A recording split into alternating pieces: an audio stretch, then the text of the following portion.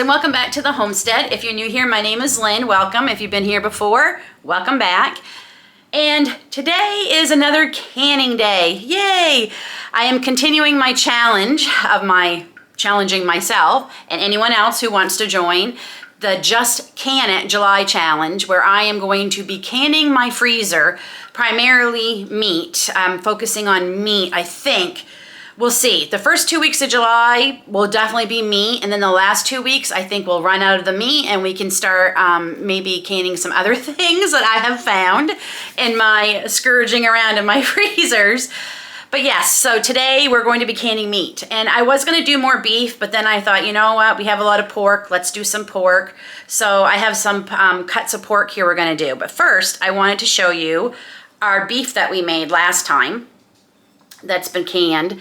I let it sit for 24 hours after it was canned. I pick up all my jars like this to make sure the lids are sealed, wipe them all down with a little bit of soapy water on a cloth, rinse some, and then mark them.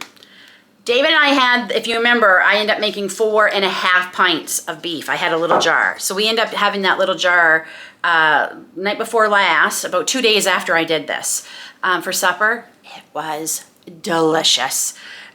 Definitely recommend just canning your meats in their own juices. They make their own juices when you pressure can them, and they are chef's kiss. They are amazing. They do not need broth and water. To me, I believe adding water would kind of dull the flavor a bit. So yeah. So excited to have those on our shelves. There'll definitely be more beef going on the shelf in the next couple of days. But like today I said, we are going to focus on pork. We're gonna do this the same way. I haven't actually got it cut up yet. We're gonna cut this together. This is kind of last minute. I have a dentist appointment in a little bit, but I know I can get this done in time. So I thought, let's get this done. And that way it's done for the day. And I can maybe get some beef done even later today or tomorrow. So it's done the same way. We're gonna cut it up into smaller pieces, get them into some jars, and I might make them in, no, I think I'm gonna use the same size jars. We're gonna use the wide mouth pint jars, and no water, no broth. We're just gonna put them in there, raw pack, same way as we did the beef, and then get her in the pressure canner. So if I wanna get this done before I gotta leave, we gotta get started. Okay, so I've already started cutting up one of the shoulder chops. So I had 3 shoulder chops. There was 2 in one packet. And I have a shoulder roast here. And I'm just trimming off all the fat as much as I can, and it's gonna go to the chickens, so they're gonna be very happy. And cutting them all into roughly 1-inch chunks, trying to make them all roughly the same. That is a lot of fat, so I think the chickens are gonna get this.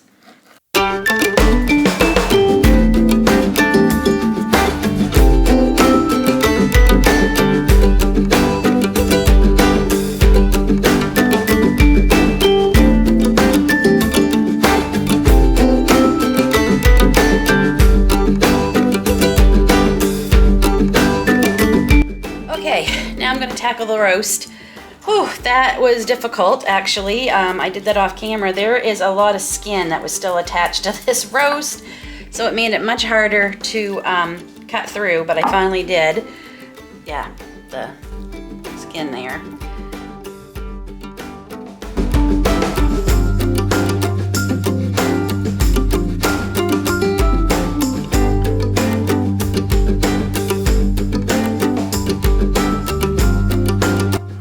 Nothing goes to waste. We don't enjoy the marrow, but the chicken sure will.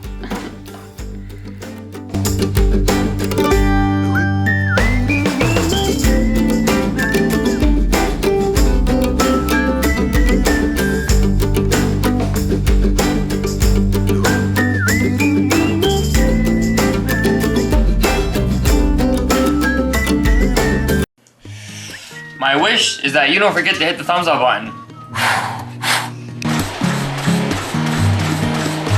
I'm running, and you should too, and hit that subscribe button. I know what you've been asking yourself. How can I make a difference? I'm just one person. I can make a difference, but I'm just one person. Well, my friends, I'm here to tell you that it's free, quick, and easy. Share this video on your social media and make that difference today. to start filling the jars, and like I said, it's the same, just like with the beef. We're gonna leave an inch headspace. My jars are not heated up because my pork is room temp. So I don't want my jars hot, and the water in my canner is also room temperature.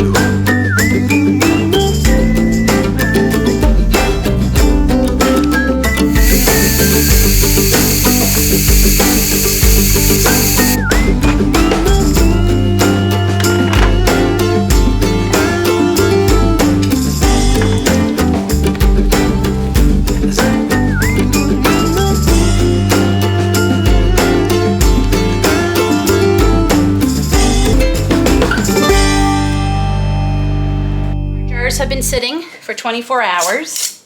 So we're going to test the seals first. Okay. And 1, 2, 3, 4. Perfect. They all sealed. So now I just have a little bit of soap on this cloth, and I'm just going to give them. I didn't have any seepage, so that was good, but I still like to give them a good clean. Okay.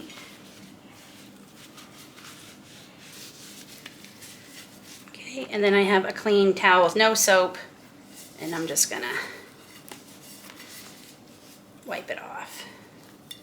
Okay. I dried the tops off, and we're just gonna mark that it's pork. I put the year. And there we are. 4 pints of pork, all canned up and ready to go on our shelves. Excuse me if I look a little hot mess. We went and picked cherries this morning, and we went as early as they opened, which they opened at 8. We were there pretty quick to when they opened, and it was still really hot. So we're all, I had a hat on, but we're all pretty warm here. So I'm a little bit of a mess, but hey, real life. So yeah, so that is gonna be great. Now that makes 8 now of 8 pints of meat that I have on our long-term storage in our store. I'm so excited. I have another roast that I need to can up. Beef roast. I'm hoping to get to that today because it's too hot to do anything outside. We're 97 degrees Fahrenheit again here today. That is too warm for me to be out in the garden. And it makes me so happy because I am also cleaning out the freezers, but seeing them adding up on the shelves makes me a happy woman. Also, just a quick tip, do not put your jars on your shelves with the rings on. You can create a false seal where it can come undone, you don't even know it, and just the pressure from the ring being on can make it look like it's sealed again. That's not good. I always, no matter what, even if my seals are still good, I always smell, inspect everything before we eat it, just in case, you know, you don't want to make your family very sick or even worse. If you want to leave the rings on, I don't recommend this, but you can just lightly put them on, maybe like, they say you can leave them on, just don't tighten them. I personally don't think you should leave them on at all. I know my grandmother did, and my grandmother was wrong. Sorry, Nanny, but you were wrong.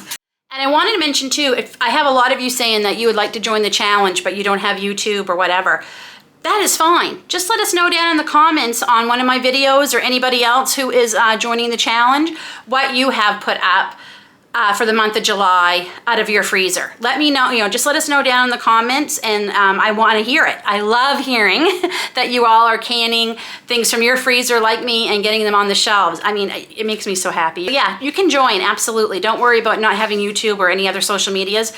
Make a comment down in the comment below what you've been canning. We want to hear it. We want to hear it. That's it, friends. That is another episode of Just Can It July.